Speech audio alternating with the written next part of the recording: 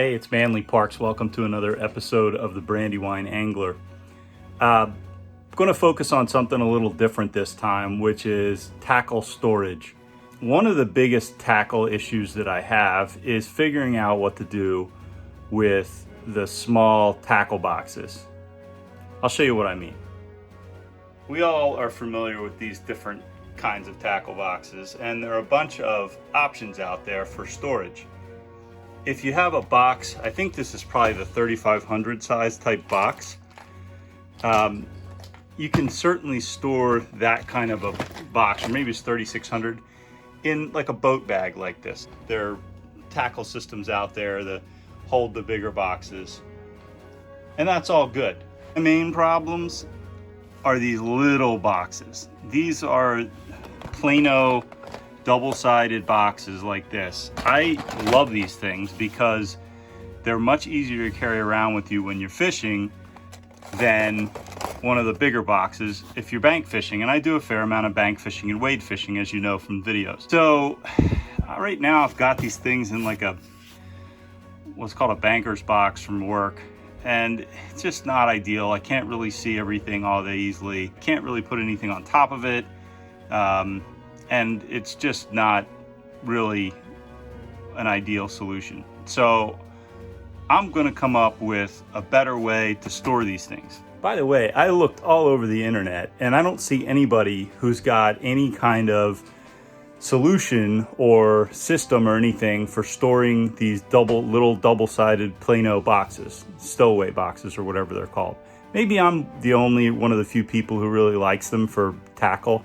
If you're on a boat, you just use the bigger stuff. You can get plenty of storage systems for those bigger boxes, the 3700s and 3600s and so forth. But these little double-sided guys that hold a lot of smaller tackle, which are perfect for wade fishing for smaller fish, no one seems to be developing any kind of storage system. So I'm gonna do it.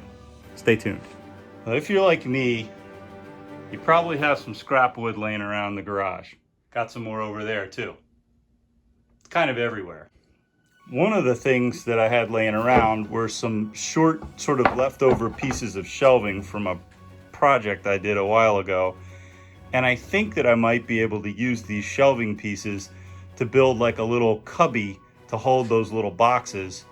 And then maybe I can put them at the back of my sort of fishing workbench here and stack them up and keep them a little more organized. My collection of these little boxes basically consists of three sizes. There's this smaller size that I use a ton. Then I have like a little bit bigger size. A lot bigger size, and then like in between.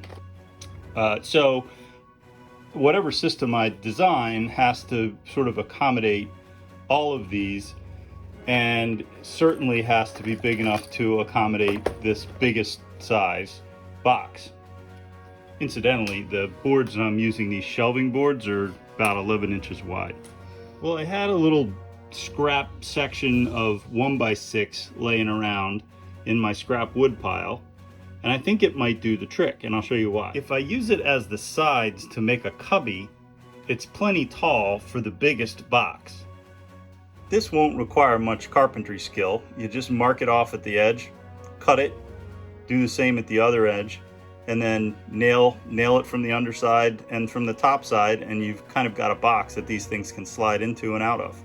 Let's do it. Line the board up with the back end, crow's foot on the front end, use a straight edge to make a line, and cut the line. Simple as can be. Once you've got the one piece cut, then you can just take your pencil and use it to mark the line for your next cut. No problem there, that's easy enough. Next, just line it up and nail it. If you got a nail gun, it's super easy. Right on down the track.